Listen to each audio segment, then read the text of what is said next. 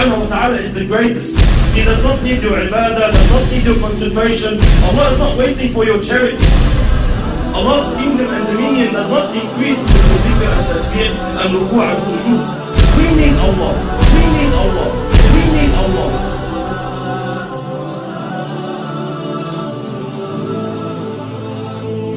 The issue of salat, the problem that we are facing with salat is that salat has to do with spirituality.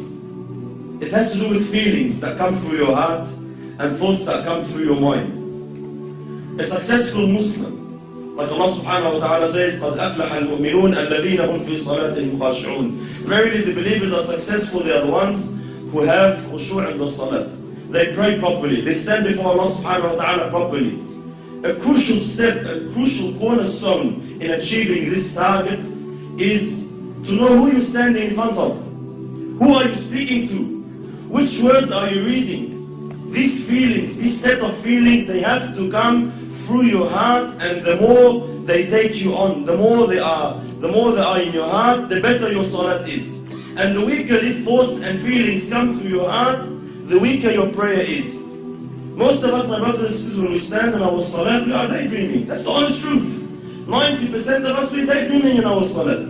We're not even thinking of what we are supposed to think about. The thought of thinking of something doesn't exist. Why? Because the intention is not there, the strength is not there, the understanding is not there. This is why briefly, inshallah, what feelings, what emotions must come through our hearts standing before Allah subhanahu wa ta'ala? How can we assist? How can we basically amplify these feelings? Number one, knowing who Allah subhanahu wa ta'ala is. Who am I talking to? Who am I standing in front of? Allah subhanahu wa ta'ala, my brothers and sisters, does not need us. Allah subhanahu wa ta'ala is the greatest. He does not need your ibadah, does not need your concentration. Allah is not waiting for your charity. Allah's kingdom and dominion does not increase with your dhikr and tasbih and ruku' and sujood. We need Allah. We should be honored. Every single one of us, the second you make takbir, the second you say Allahu Akbar, should be honored. That Allah subhanahu wa ta'ala has allowed you a window of opportunity to speak to Him, to stand before Him. This is why the ulama say, whoever wants to talk to Allah, he should pray. You want to talk to Allah, start praying. When you're praying, you are directly, with no barriers, with no intermediaries, with no interpreters, you are speaking to your Lord, your Creator. This is why very, very important that we realize who we're talking to, my brothers. It's a small brief hadith. You know, Allahu Akbar, the understanding we should have who Allah subhanahu wa ta'ala is. Muhammad sallallahu alayhi wa sallam says in the authentic hadith, أَطَّتِ السَّمَاء وَحُقَّ لَهَا أَن طَئِتْ. The heavens have squeaked. You know, when you jump on a horse or a camel, the saddle makes a squeaky noise from the weight. أَطَّتِ السَّمَاء وَحُقَّ لَهَا أَن طَئِتْ. The heavens have squeaked, and they have a right to squeak. ما فيها موضع أربع أصابع. Our Prophet is saying, our teacher is saying, sallallahu alayhi wa sallam, there's no space of 4 fingers in all this universe. إِلَّا وَمَلَكٌ سَاجِدٌ لِلَّهِ تَعَالَى. Except that there is an angel who has prostrated his head before Allah subhanahu wa ta'ala.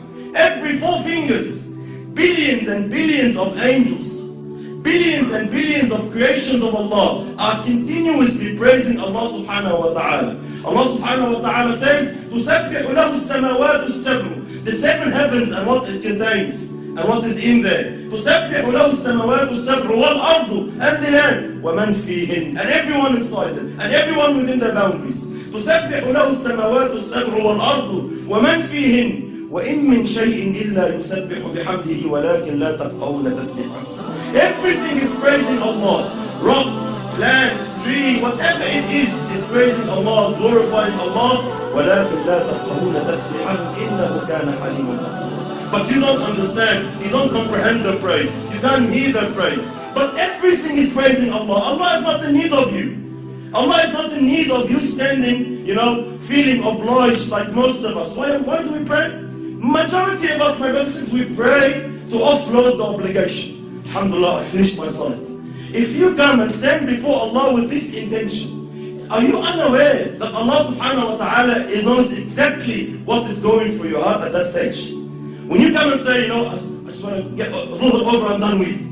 These feelings that come to us, we don't say them in public. No one comes and says, Allah, خلصنا بقى, let's pray. No one says that. No one says to his man, Allah, get up and done with, خلص. We say, let's go pray. Over in my heart, Allah, please, let's go. Let's go. Over and done with. This feeling that I'm praying just to offload the burden of salat is not the right feeling you should have. You should be honored, my brothers and sisters, wallahi, in issues of dunya.